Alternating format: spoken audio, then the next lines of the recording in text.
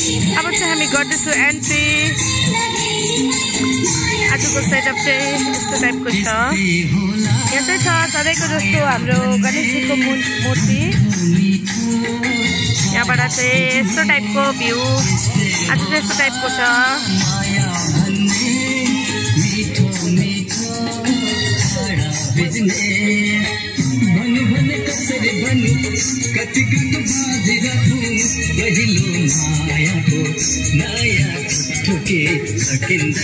Selfie point यसरी नै छ।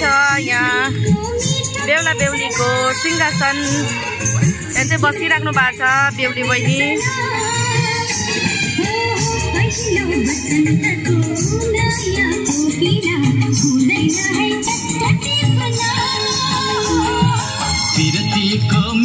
आजको चाहिँ यस्तो छ भ्यू। वेदर पनि राम्रो भइरहेको छ। आज चाहिँ अलिकति यस्तो लगाएको छु।